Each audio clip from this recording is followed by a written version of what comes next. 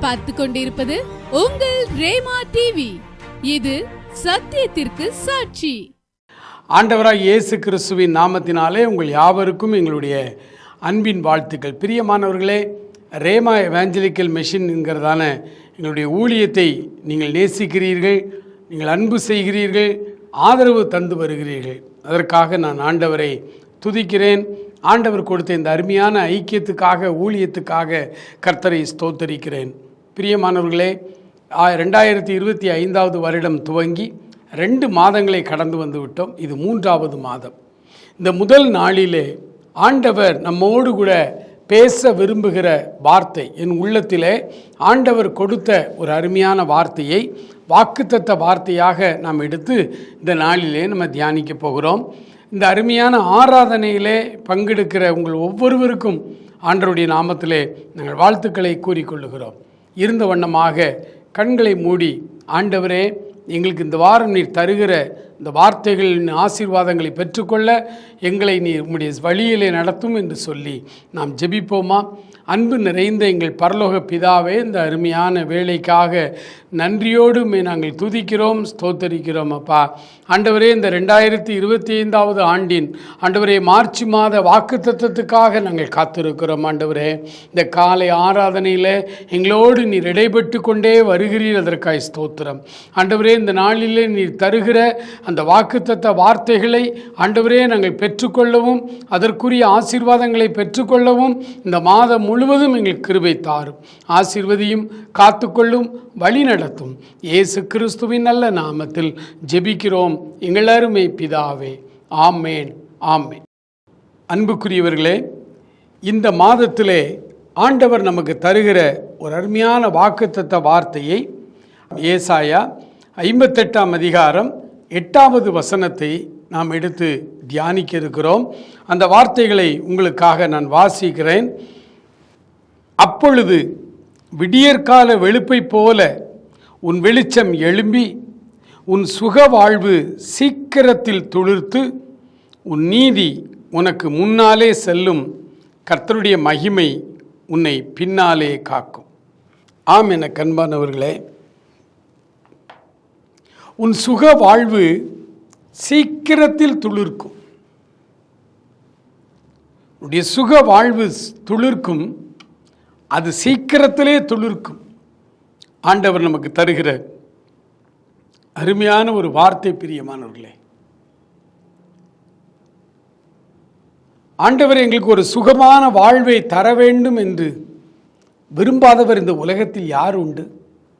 எல்லா மனிதர்களும், கிறிஸ்தவர்கள் என்று மாத்திரமல்ல, எல்லா மனிதர்களுமே குடும்ப பாடுகளோடு, பிரச்சனைகளோடு போராடி கொண்டிருக்கிறதை நம்ம பார்க்கிறோம். இந்த போராட்டத்தோடு வாழ்கிற குடும்ப தலைவர்களாக இருக்கலாம், குடும்ப தலைவிகளாக இருக்கலாம், குடும்பத்தில் உள்ள பிள்ளைகளாக இருக்கலாம், ஒவ்வொருவருக்கும் ஒவ்வொரு விதமான போராட்டங்கள்.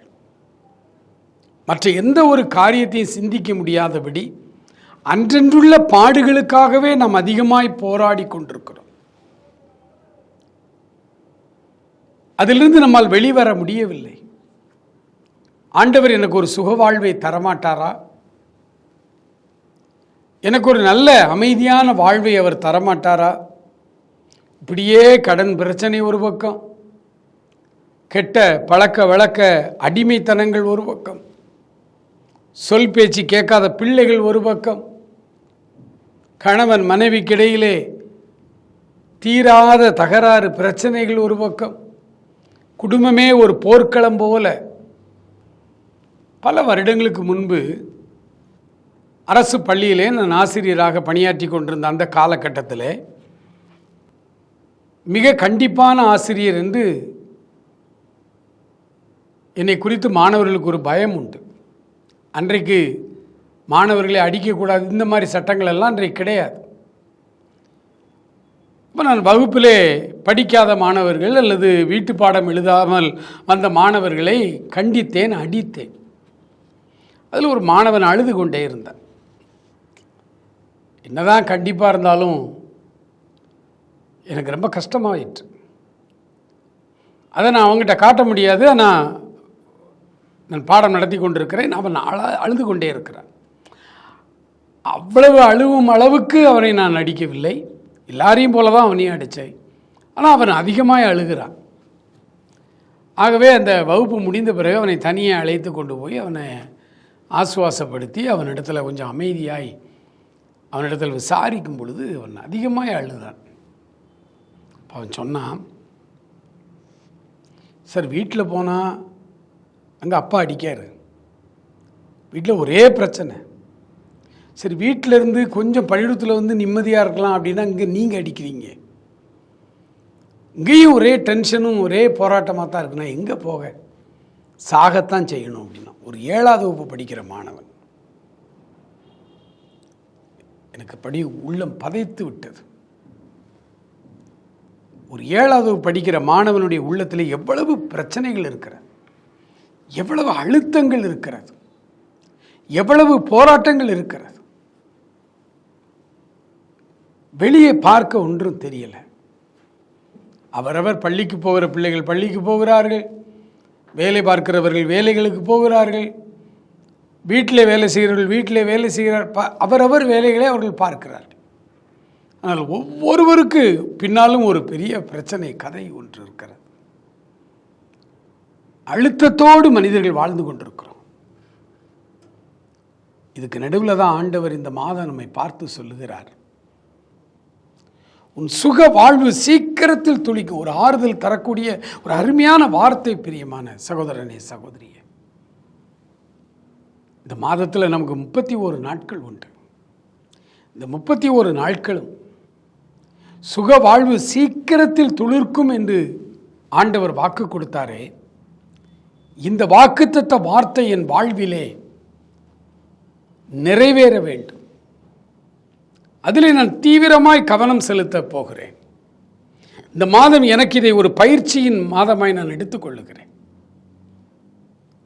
என்று உள்ளத்திலே ஒரு தீர்மானம் எடுத்துக்கொள்ளுங்கள். வெறும் வாக்குத்தத்தம் 1ஆம் தேதி ஆண்டவர் தருகிறார் என்று அதை பெற்றுக்கொண்டு அப்படியே போவதல்ல. அந்த மாதம் முழுவதும் அந்த வாக்குத்தத்தத்தினுடைய ஆசீர்வாதங்களை என்னுடைய தனிப்பட்ட வாழ்விலே நான் பெற்று அனுபவிக்க நான் என்ன செய்ய வேண்டும்? கடந்த மாதம் பிப்ரவரி மாதம் நான் உன்னை ஆசீர்வதிக்கவே ஆசீர்வதித்து உன்னை அநேகருக்கு ஆசீர்வாதமாய் வைப்பேன் என்று ஆண்டவர் சொன்னார்.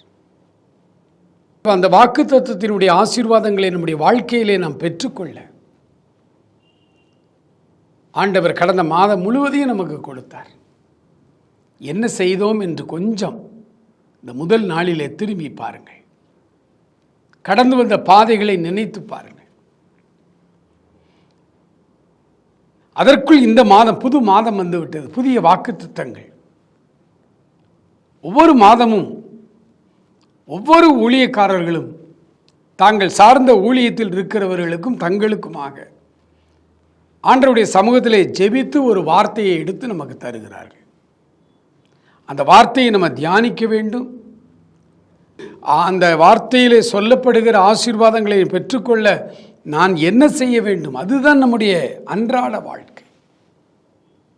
போராட்டத்திலும் பிரச்சனைகளிலும் மன அழுத்தத்திலும் நெருக்கத்திலும் வாழ்ந்து கொண்டிருக்கிற பலர் ஒவ்வொரு நாளும் செய்தித்தாளிலே குடும்பமாக தற்கொலை செய்து கொள்கிறார்கள். குடும்பமாக அது கேட்கும் பொழுதெல்லாம் உள்ளம் உடைந்து போகிறது, வேதனையாக இருக்கிறது. பேப்பரை காலையில் வாங்கி திறந்தாலே இப்படி பல செய்திகள் நம்முடைய உள்ளத்தை உலுக்குகிறது. நேற்று ஒரு குடும்பம், இன்றைக்கு ஒரு குடும்பம், அப்படி ஒவ்வொரு குடும்பமாய் தற்கொலை செய்து கொள்ளுகிறார்கள். வியாதியின் வேதனைகள் தாங்க முடியாதபடி கடன் பிரச்சனைகளிலே அநேகர் தற்கொலை செய்து கொள்ளுகிறார்கள். என்ன நினைக்கிறார்கள்? இனி வாழ வழி இல்லை. ஏன் நான் இந்த அழுத்தத்தோடு இந்த மன கஷ்டத்தோடும் இந்த கஷ்டமான வாழ்வு நான் ஏன் வாழ வேண்டும் என்கிற முடிவைத்தான் அவர்கள் எடுக்கிறார்கள். பாவம், அவர்களுக்கு இயேசுவை தெரியாது. சும்மா கேள்விப்பட்டிருப்பாங்க. இயேசுவை ஒரு மதத்தினுடைய கடவுளாய் ஒருவேளை அவர்கள் கேள்விப்பட்டிருக்கலாம். இயேசுவை கேள்விப்படாதவர்கள் இந்த உலகத்தில் எவரும் இருக்க முடியாது. ஆனால் இயேசுவை அவர்களுக்கு தெரியாது. இயேசு கிறிஸ்துவை ஒரு மனிதன் அறிந்து கொண்டால், தெரிந்து கொண்டால், வாழ வழி இல்லை, இனி என்னால் வாழ முடியாது என்கிற ஒரு முடிவுக்கு அந்த மனிதனால் வரவே முடியாது. ஏனென்றால் ஆண்டவருடைய வார்த்தை உன் சுக வாழ்வு சீக்கிரத்தில் துளிர்க்கும் அப்படின்னு என்ன அர்த்தம்? இப்போ சுகமான வாழ்வு இல்லை, ஆனால் சுக வாழ்வு சீக்கிரத்தில் துளிர்க்கும். அப்போ எனக்கென்று ஆண்டவர் ஒரு சுகமான, ஒரு அமெரிக்கையான, ஒரு அமைதலான, சமாதானமான ஒரு வாழ்க்கையை இந்த உலகத்திலே அவர் வைத்திருக்கிறார். அந்த வாழ்க்கையை நான் பெற்றுக்கொள்ள வேண்டும். அதற்குத்தான் சொல்லுகிறோம், இயேசு கிறிஸ்துவினிடம் ஓடி வாருங்கள். ஆண்டவர் இயேசு கிறிஸ்து மனிதனாய் இந்த உலகத்திலே அவர் வந்த பொழுது அவர் சொன்னார், வருத்தப்பட்டு பாரம் சுமக்கிறவர்களே நீங்கள் எல்லாரும் என்னிடத்திலே வாருங்கள், நான் உங்களுக்கு இளைப்பாறுதல் தருவேன் என்று சொன்னார். ஏன் வருத்தப்பட்டு கொண்டிருக்கிறீர்கள்? ஏன் பாரம் சுமந்து தவித்து கொண்டிருக்கிறீர்கள்? கடன் பிரச்சனைகளுக்கு தீர்வே இல்லையா? சாவுதான் தீர்வா? இல்லை இல்லை, இயேசு கிறிஸ்துவினிடத்திலே வாருங்கள். அப்ப இயேசு கிறிஸ்துவினிடத்திலே நீங்கள் வந்துவிட்டால் அவர் மூடை மூடையாய் உங்களுக்கு பணம் தந்து உங்கள் கடனெல்லாம் அடைப்பார் என்று நான் சொல்ல வரவில்லை. நீங்கள் இயேசு கிறிஸ்துவினிடத்திலே வந்து உங்கள் வாழ்வை ஒப்பு கொடுத்தால் உங்கள் பிரச்சனைகளை, உங்கள் பாரங்களை, உங்கள் துக்கங்களை, உங்களுடைய சகல காரியங்களையும் அவர் சுமந்து கொண்டு உங்களுக்கு ஒரு விடுதலை தருகிறார். உங்கள் மன அழுத்தத்திலிருந்து ஒரு விடுதலை, உங்களுடைய மனதிலே இருக்கிற போராட்டத்திலிருந்து ஒரு விடுதலை. அந்த கடன் பிரச்சனையாக இருந்தால் அதை அடைப்பதற்கு, அந்த கடனை தீர்ப்பதற்கான வழிவாசல்களை அவர் நமக்கு திறந்து கொடுப்பார். ஒரு நல்ல வேலையை கொடுப்பார், கடின உழைப்பைக்கு நம்மை அவர் நடத்துவார். வாழ்வதற்கு வழியே இல்லை என்று இந்த பூமியிலே எவரும் சொல்ல முடியாது. எல்லாரும் வாழ்வதற்கான ஒரு பூமியை தான் கடவுள் நமக்கு தந்திருக்கிறார். அந்த சரியான வழியை நாம் கண்டுகொண்டால் இந்த பிரச்சனைகள் எல்லாம் கொஞ்ச நாளில் மாறிவிடும். ஆகவே தான் வேதம் சொல்லுகிறது, உன் சுக வாழ்வு சீக்கிரத்திலே துளிர்க்கும். ஆண்டவரே, என்னுடைய சுக வாழ்வு சீக்கிரத்திலே துளிர்க்க நான் என்ன செய்ய வேண்டும் ஆண்டவரே? எனக்கு தேவை அமைதலான ஒரு வாழ்க்கை, சண்டை சச்சரவுகள் இல்லாத ஒரு சந்தோஷமான சூழ்நிலை என்னுடைய குடும்பத்தில் இருக்கணும். என் பிள்ளைகள், என் மனைவி, நான், என் குடும்பத்தில் இருக்கிறவர்கள் சாயங்காலம் வேலைகளை முடித்துவிட்டு வீட்டுக்குள்ளே வரும்பொழுது நாங்கள் மகிழ்ச்சியாக வரணும். வீடு எங்களுக்கு ஒரு மகிழ்ச்சியின் இடமாய் மாற வேண்டும். ஐயோ, வீட்டுக்குள்ளே வந்தாலே நரகம் மாதிரி இருக்குன்னு தான் நிறைய பேர் சொல்லுகிறார்கள். வேடிக்கையை ஒரு கதை சொல்லுவார்கள். கணவன் மனைவி இருந்தார்கள், சதா சண்டை. கணவனுக்கு வீட்டுக்கு வரவே பிடிக்காது. ஆகவே அவர் என்ன செய்வார், வேலை இல்லாவிட்டாலும் அலுவலகத்திலே கூட கொஞ்சம் நேரம் இருப்பார். 5 மணி 5:30 மணிக்கு அலுவலகம் முடியும் என்றால் இவர் 6:30 7 மணிக்கு தான் அலுவலகத்தை விட்டு வெளியே வருவார். அவர் வந்தவர் நேரடியாக வீட்டுக்கும் வரமாட்டார். நண்பர்களோடு சுற்றிவிட்டு ஜாலியாக இருந்துவிட்டு 9-9:30 மணிக்கு அதை சாப்பிட்டு படுக்கணும். அந்த டைமில் தான் வீட்டுக்குள்ளே வருவார். அதுலேயும் சண்டை வரும். டெய்லி மனைவி சண்டை போட்டுக்கொண்டே இருப்பார்கள். காரணம் நம்ம 2 பேர் மேலேயும் குற்றம் உண்டு. ஒரு நாள் சரியாய் 5:30க்கு கதவு தட்டும் சத்தம் கேட்டது. மனைவி போய் திறக்கிறாள். கணவர் நின்று கொண்டிருக்கிறார். மனைவிக்கு ஒரே ஆச்சரியம். என்னையா இது, எப்போதும் தாமதமாக இரவு தான் வருவீர்கள், இன்னைக்கு நேரத்தோடு வந்துட்டீங்க அப்படின்னு மனைவி கேட்ட பொழுது கணவர் சொன்னார், 5 மணிக்கெல்லாம் ஒரு ஃபைல் எடுத்துகிட்டு மேனேஜர்கிட்ட போனேன். மேனேஜர் பயங்கர கோபத்தில் இருந்தார். என்னுடைய ஃபைலில் 2-3 தவறுகள் இருந்தது. அந்த தவறையும் அவர் சொல்லி நீ கடுமையாக திட்டிட்டு கோ டு ஹெல் அப்படின்னு சொன்னார். நான் நேராக வீட்டுக்கு வந்துட்டேன் அப்படின்னு. அப்போ அவருடைய வீடு, அவர் என்ன நினைக்கிற, நரகம். எனக்கு அன்பான சகோதரனே, சகோதரியே, ஆண்டவர் நம்முடைய அழகிய நம்முடைய வீடு, நம்முடைய குடும்பம் அதை ஒரு சொர்க்கமாக மாற்ற விரும்புகிறார். அதுதான் நம்முடைய சுக வாழ்வு. அந்த சுக வாழ்வு சீக்கிரம் துளிர்க்கும் என்று சொல்லியிருக்கிறாரே, எப்போ எனக்கு அந்த சுக வாழ்வு கிடைக்கும் என்று நீங்கள் ஆவலோடு காத்திருப்பீர்களானால் உங்களுக்கு அருமையான ஒரு விடை வேதம் தருகிறது. அதே ஏசாயா 58 அதிகாரத்தில் 7வது வசனத்தை நான் உங்களுக்காய் வாசிக்கிறேன்.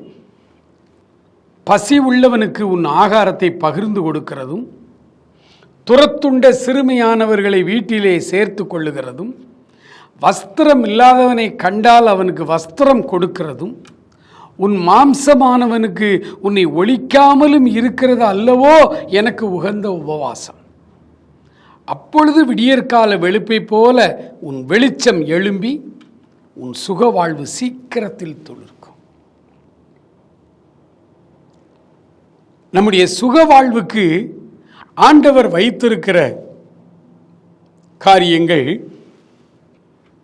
தேவையுள்ள மனிதர்களை நீங்கள் பார்க்கும் பொழுது அவர்களுக்கு உதவிகளை செய்யுங்கள். தேவையுள்ள ஜனங்கள் நம்முடைய வீட்டிலே, நம்முடைய தெருக்களிலே, நம்முடைய கிராமத்திலே அல்லது நம்முடைய நகரத்திலே, நம்முடைய மாவட்டத்திலே, மாநிலத்திலே ஏராளமான பேர் தேவையுள்ள ஜனங்கள். அந்த தேவையுள்ள ஜனங்களுக்கு நீங்களும் நானும் உதவி செய்ய வேண்டும். நம்மால் முடிந்த அளவு, நம்மளால் எவ்வளோ முடியுமோ அந்த அளவுக்கு நாம் உதவி செய்யும் பொழுது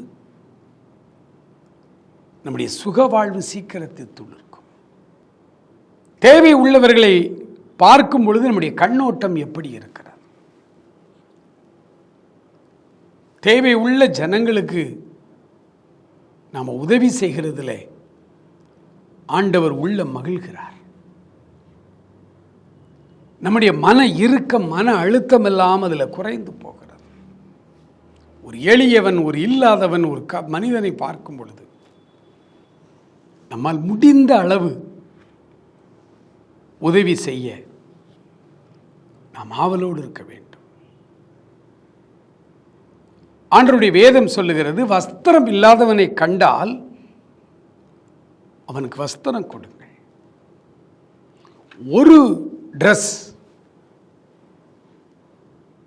ஒரு உடையோடு அல்லது ஒரு ட்ரெஸ், 2 ட்ரெஸ்ஸோடு நம்முடைய இந்திய தேசத்திலே கோடிக்கணக்கான மக்கள் வாழ்ந்து கொண்டிருக்கிறார்கள். நமக்கு ஆண்டவர் எவ்வளவு ஆடைகளை கொடுத்திருக்கிறார் பாருங்கள். வீட்டில் என்னுடைய பீரோவை திறந்து ஒரு நாள் பாருங்கள், எத்தனை ஆடைகளை ஆண்டவர் நமக்கு தந்திருக்கிறார். நம்ம எவ்வளவு சுகமாய் அவர் வைத்திருக்கிறார். ஆனால் ஒரு ட்ரெஸ்ஸோடு வாழ்கிற கோடிக்கணக்கான மக்கள் எனக்கு தெரியும்.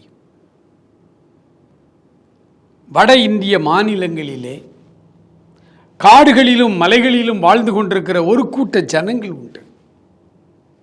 ஒவ்வொரு மாநிலத்திலும் அவர்களுக்கு ஒவ்வொரு பெயர். நீங்கள் ஒரிசா காடுகளுக்குள்ளே போவீர்களானால் போண்டோ என்று ஒரு குறிப்பிட்ட இன மக்கள் இருக்கிறாங்க.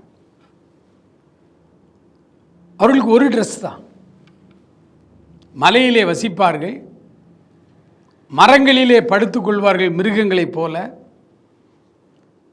அவர்கள் ஆண்களும் பெண்களும் இடுப்பிலே மட்டும்தான் ஒரே ஒரு சின்ன துணியை கட்டியிருப்பார்கள். அது உடை என்று கூட சொல்ல முடியாது. ஒரு கனத்த துணி ஒன்றை கட்டியிருப்பார்கள். அதை அவர்களே செய்து கொள்வார்கள். ஒரு ட்ரெஸ் தான் இருக்கும். இன்னும் கூட நீங்கள் ஒவ்வொரு மாநிலத்திற்குள்ளும் நீங்கள் போகும் பொழுது ஒவ்வொரு விதமான மக்கள். சத்தீஸ்கர் மாநிலத்துக்குள்ளே நீங்கள் போவீர்களா, பெருவாரியா கோயா இன மக்கள் வாழ்ந்து கொண்டிருக்கிறார்கள்.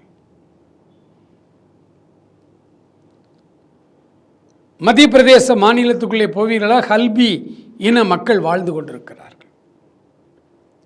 குஜராத்தில், மகாராஷ்டிராவில், இன்னும் ஒவ்வொரு மாநிலங்களிலும்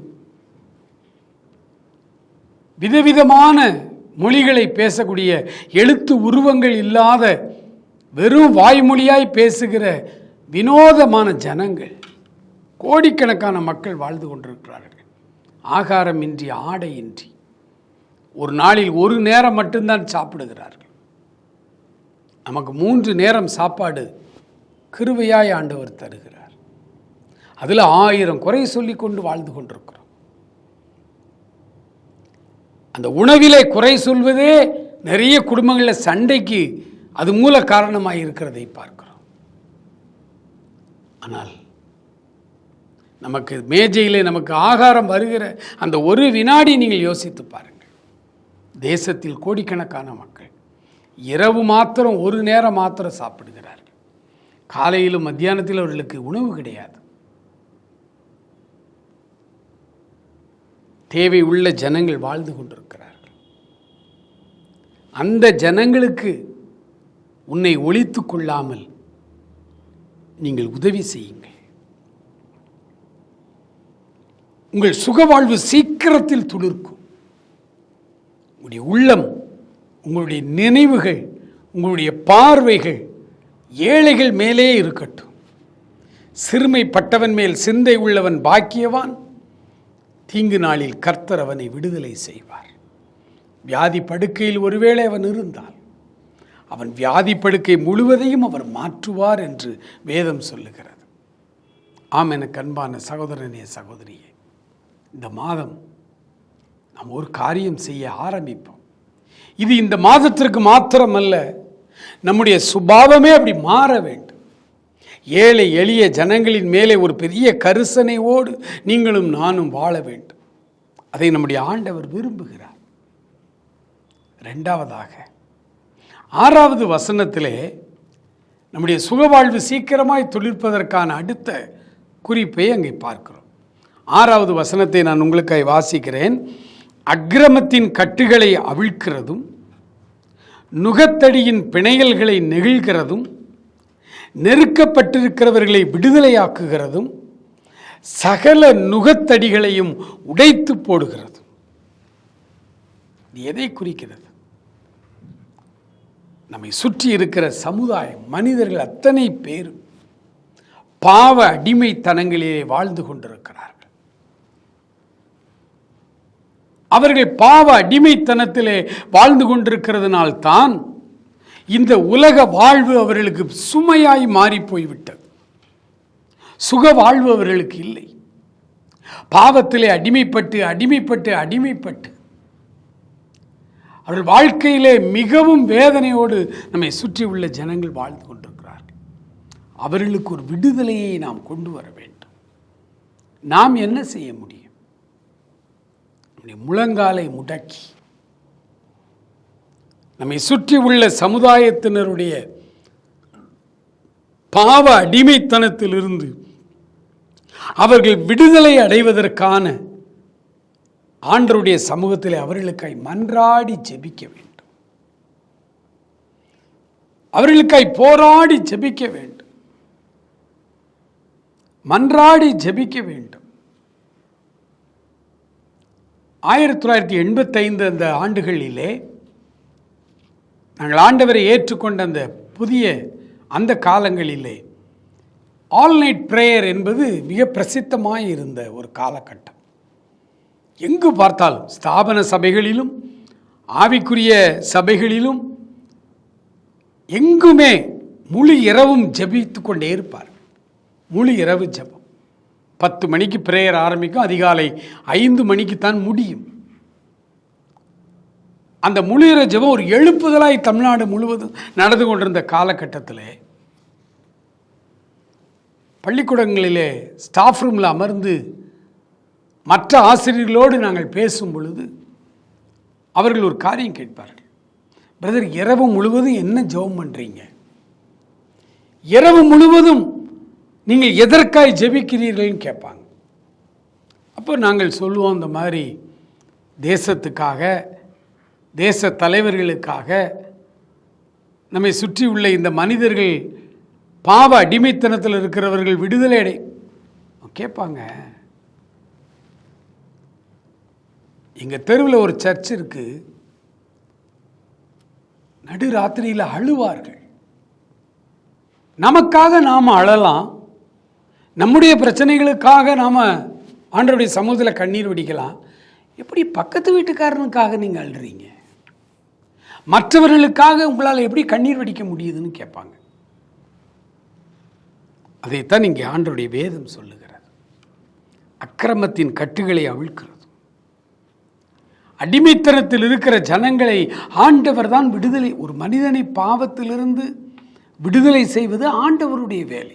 நம்மால் ஒன்று செய்ய முடியும். ஆனால் அவர்களுக்காக பரிந்து பேச வேண்டும். அவர்களுக்காக முழங்காலை முடக்கி நேரத்தை செலவழித்து நம்ம ஜெபிக்க வேண்டும். மற்றவர்களுக்காக, அவர்களுடைய நல்வாழ்வுக்காக, அவர்களுடைய விடுதலைக்காக, அவர்களுடைய சுகவாழ்வுக்காக நாம் ஜெபிக்க ஜெபிக்க ஜெபிக்க ஆண்டவர் நம்மை சுற்றி இருக்கிற சமுதாயத்தை ஆசீர்வதிப்பார், விடுதலை செய்வார். அதே நேரத்தில் நம்முடைய சுகவாழ்வு சீக்கிரத்தில் துளிர்க்கும். இந்த மாதம் 2 காரியங்களை பயிற்சித்து பாருங்கள். இன்றிலிருந்து இந்த 1ஆம் தேதி இரவிலிருந்தே நீங்கள் ஜெபிக்க துவங்குங்கள். நம்மை சுற்றியுள்ள மனிதர்களுக்காக கண்ணீர் வடிக்க ஆரம்பியுங்கள். அவர்களுடைய விடுதலைக்காக, அவர்களுடைய பிரச்சனைகளை என்னவென்று நீங்கள் கவனித்து நீங்கள் ஜெபிக்க ஆரம்பியுங்கள். ஒருவேளை நீங்கள் ஒரு அலுவலகத்தில் வேலை செய்கிறவர்கள், ஆசிரியர்கள் என்றால் சக ஆசிரியர்கள், அவர்கள் யாராய் வேண்டுமானாலும் இருக்கட்டும், அவர்களோடு பழகுங்கள், அவர்களோடு பேசுங்கள். அவர்களுக்கு என்ன தேவை என்பதை புரிந்து கொண்டு அவர்களுக்காக ஜெபிக்க ஆரம்பித்து விடுங்கள். நான் உங்களுக்காக ஜெபிக்கிறேன் என்று விளம்பரமெல்லாம் தேவையில்லை. அவர்களோடு பழகுகிறோம், அலுவலகத்தில் பகல் முழுவதும் அவர்களோடு இருக்கிறோம், அவர்களுடைய பிரச்சனை, குடும்ப சூழ்நிலை நமக்கு தெரியும். அவர்களுக்காக நீங்கள் விண்ணப்பம் செய்ய ஆரம்பியுங்கள். அவர்களுக்காக தேவ சமூகத்திலே மன்றாடி ஜெபிக்க ஆரம்பித்து விடுங்கள். தேவை உள்ள கரிசனையோடு இருங்கள். தேவை உள்ள ஜனங்களுக்கு உதவி செய்வதற்கு ஆர்வமாயிருங்கள்.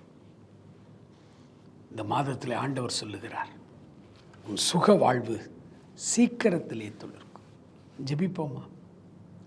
ஸ்தோத்திரிக்கிறோம் ஆண்டவரே, நன்றியோடு உம்மை துதிக்கிறோம், நன்றியோடு உம்மை துதிக்கிறோம் ஆண்டவரே. ஹல்லேலூயா, ஹல்லேலூயா, ஹல்லேலூயா, ஹல்லேலூயா. ஆண்டவரே, உன் சுகவாழ்வு சீக்கிரத்திலே துளிர்க்கும் என்று சொன்னீங்களே ஆண்டவரே, என்னுடைய சுகவாழ்வு சீக்கிரத்திலே துளிர்க்க வேண்டும் என்று பாரத்தோடு இப்பொழுது தன்னுடைய குடும்பத்திலே பிரச்சனைகளோடு ஆண்டவரே போராட்டத்தோடு ஆண்டவரே உம்முடைய சமூகத்தில் என்னை ஆண்டவர் இந்த முதல் நாள் எனக்கு வாக்குத்தத்தம் தந்து என்னை ஆசீர்வதிப்பாரா என்று சொல்லி ஆவலோடு காத்திருக்கிற உம்முடைய பிள்ளைகள் ஒவ்வொருவரையும் ஆண்டவரே நீர் தொட்டு அவர்களை ஆசீர்வதிக்கும்படியாக நாங்கள் ஜெபிக்கிறோம் ஆண்டவரே. ஹல்லேலூயா. மன அழுத்தங்களிலிருந்து ஒரு விடுதலை தாரும் ஆண்டவரே. தகப்பனே, அவருடைய சுக வாழ்வு சீக்கிரத்திலே துளிர்க்க வேண்டும் அப்பா. இந்த மாதத்தின் ஆரம்ப பகுதியிலேயே அவர்கள் சுகவாழ்வு வாழ்வதற்கு இந்த மாதம் முழுவதும் நீர் கிருபை தாரும் ஆண்டவரே. இந்த மாதம் மாத்திரமல்ல, ஆயுள் காலம் முழுவதும் அவர்கள் சுகவாழ்வு துளிர்க்கும்படிக்கு நான் மன்றாடுகிறேன் ஆண்டவரே.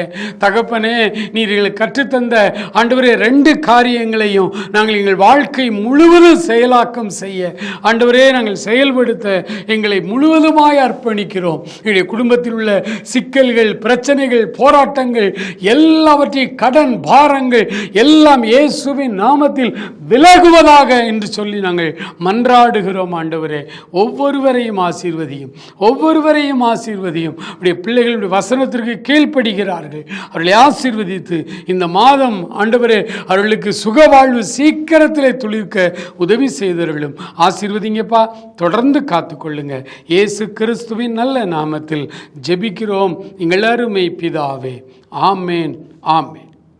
பிரியமானவர்களே, இந்த மாதம் ஆண்டவர் தந்த இந்த வார்த்தையின் அடிப்படையிலே நாம் கற்றுக்கொண்ட இந்த 2 காரியங்களுக்காக நீங்கள் ஜெபிக்க ஆரம்பித்து விடுங்கள். உங்கள் வாழ்வை எப்படி மாற்றிக்கொள்ளுங்கள். நீங்கள் பெற்றுக்கொண்ட ஆசீர்வாதங்களை, நன்மைகளை எங்களுக்கு தெரியப்படுத்த மறவாதிருங்கள். ஆண்டவர் தாமே உங்களை ஆசீர்வதிப்பாராக. ஆமென்.